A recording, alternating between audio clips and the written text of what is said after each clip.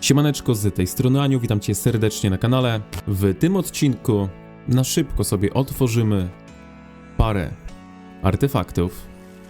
Mamy bardzo ciekawy event, Artifact Extravaganza, w polskiej wersji Artefaktowe Szaleństwo. I jak najbardziej szalone, jest to szalone wydarzenie i myślę, że warte gemów, tak? W tym wydarzeniu musimy użyć gemów. Jednakże za 60 000 gemów, nawet niecałe, minus chyba 5 losowań, tak? Więc można powiedzieć, że za 57 000 gemów mamy, moi drodzy, 3 legendarne artefakty. Dlaczego 3? Odpowiedź jest bardzo prosta. W ogóle w informacji jest napisane, że to się zalicza do tych otwarć? Czemu jest to w info? Nie, to jest informacja z Riches of the Forest. Więc raczej nie napalajmy się, że te kręcenia będą się zaliczały do artefaktów, ale możemy sobie zobaczyć, jakie artefakty tutaj są dostępne. Mamy ten nowy artefakt, oczywiście to nie jest konto magów, więc go tutaj nie wybiorę, ale wybierzemy coś ciekawego. Mam nadzieję, że wybierzemy coś ciekawego. No i raczej albo za 80, albo za 90 losowań powinniśmy mieć gwarantowaną legendę. Losowań mamy tutaj 100 łącznie. Więc jedna legenda gwarantowana za 100 losowań, druga legenda gwarantowana z tej mniejszej skrzyneczki. W tej mniejszej skrzynce artefakt jest również losowy, randomowy, ale są to naprawdę przyjemne artefakty, więc może coś ciekawego dostaniemy. Mam nadzieję, że dostaniemy jakieś te artefakty premium, czyli takie, których nie ma w zwykłych kompendium artefaktów, tak? Więc no tutaj to jedynie takim artefaktem premium, tak to nazwijmy, będzie Jargentis, Viola's Bow i Młot. Więc tutaj oczywiście celowalibyśmy w jeden z tych 3 artefaktów, ale co by nie było, to będzie zawsze jedna dodatkowa kopia do tych przyszłych ideałów. Oczywiście u mnie jest to daleka droga, ale jeśli ktoś ma wolne 60 000 gemów i otworzył sobie za pomocą kluczy nawet te, ja wiem, 1500, to mimo wszystko nadal bym brał udział w tym wydarzeniu. Jasne, może trochę nas to opóźni z ideałami, ale no tutaj naprawdę mamy gwarantowane 3 legendarne artefakty. To jest połowa ideału, bo żeby wyciągnąć, żeby losować jeden ideał, potrzebujemy chyba 6 kopii, o ile się nie mylę. 6 legendarnych kopii, więc no warto, myślę, że warto.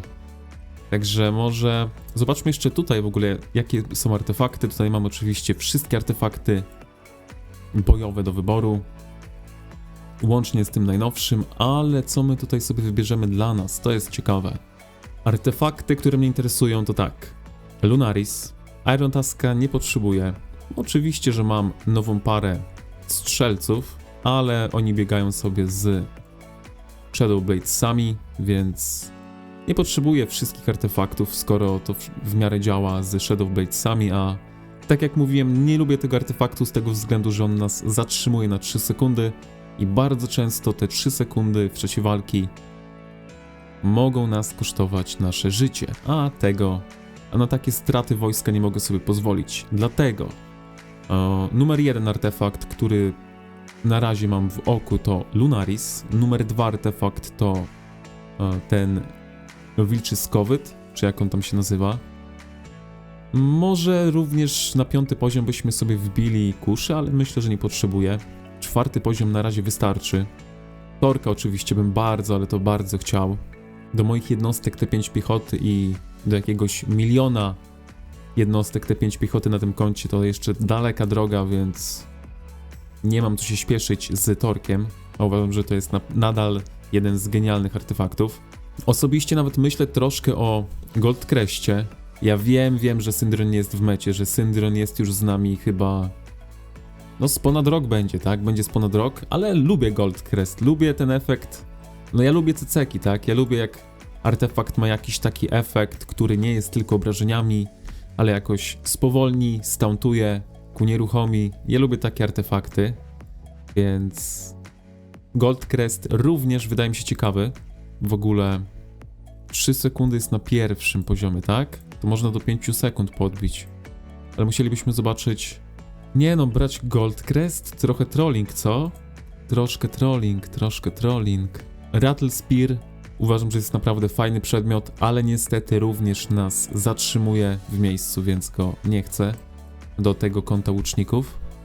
No i to chyba tyle z tych ciekawszych artefaktów, więc co? Co nas tak naprawdę interesuje tutaj? Branie Gold Cresta to troszkę trolling. Bierzemy sobie Lunaris, weźmiemy sobie Lunaris. Tak, tu już postanowione w tym momencie, że weźmiemy sobie Lunaris. No i co? Może przejdźmy od razu do losowań i zobaczmy, co dostaniemy, tak? Najciekawsze rzeczy teraz będą się działy. A to jest w ogóle co to jest? O, to również się przyda do ideałów. Dobra. Piszmy sobie tutaj, zwiększmy w sumie sobie limit. No i lecimy, nie?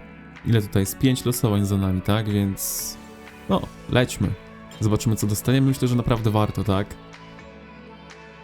Jasne, troszkę to opóźni ideały, ale nadal uważam, że warto. Szczególnie, że mamy tutaj gwarantowane 3 legendarne artefakty, z czego jeden sobie wybieramy, jaki tylko chcemy. Jest to losowanie 3, tak? Mam nadzieję, że się nie pomyliłem. Jest to losowanie 3. To jest losowanie 4 i mam legendę. Wow. Więc jest szansa, że dostaniemy 4 legendarne artefakty w tym wydarzeniu, w tym jakże pięknym wydarzeniu, tak?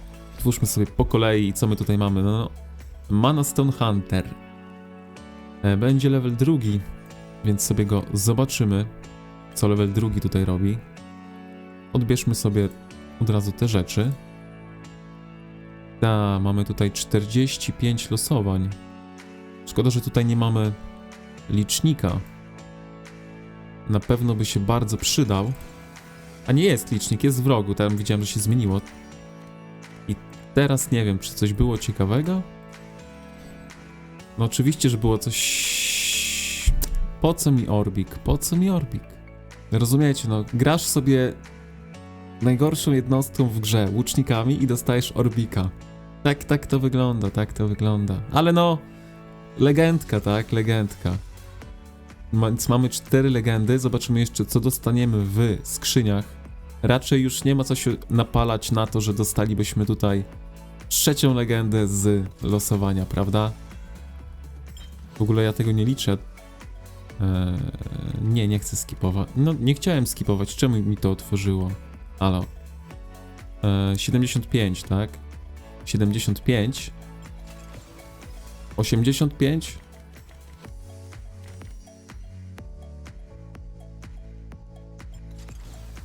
Dziewięćdziesiąt 5. Pyk. I ostatnie 5, tak? Kliknąłbym to i dostałbym legendę, ale wiecie. Nie, no nie będzie już legendy w tych 5 losowaniach, co? Nie ma szans.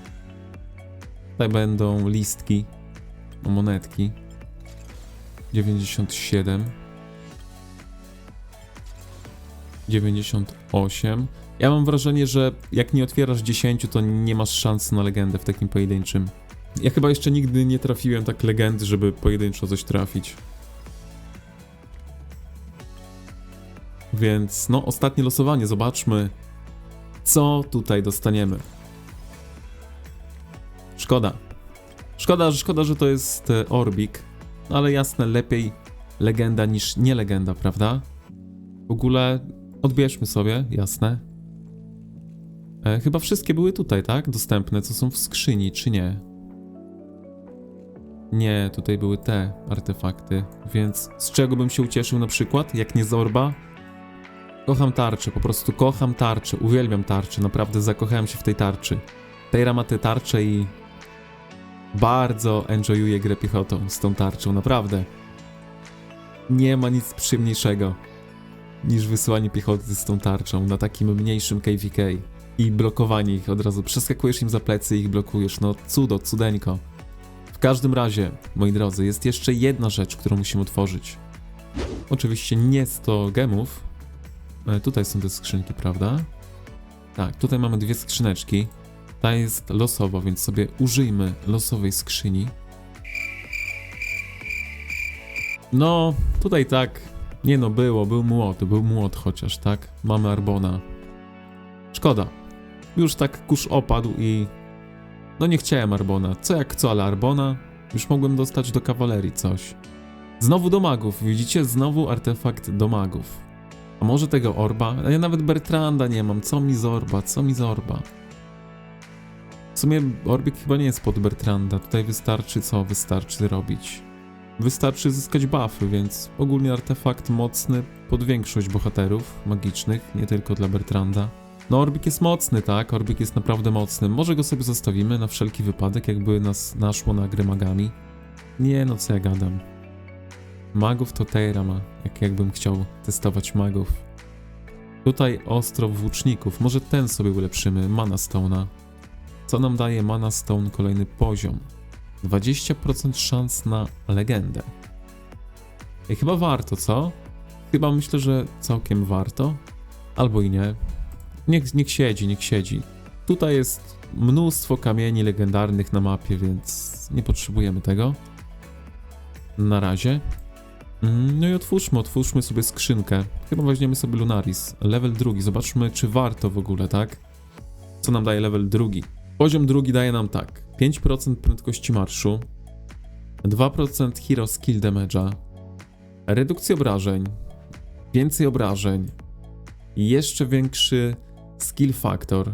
Nie no, warto, ogólnie warto, tak? Jak mamy one-shotować kawalerią, no to musimy mieć mocne artefakty przede wszystkim, tak? Bo kawaleria to w 50%, powiedzmy sobie szczerze, jak nie więcej, to po prostu mocne, wymaksowane artefakty.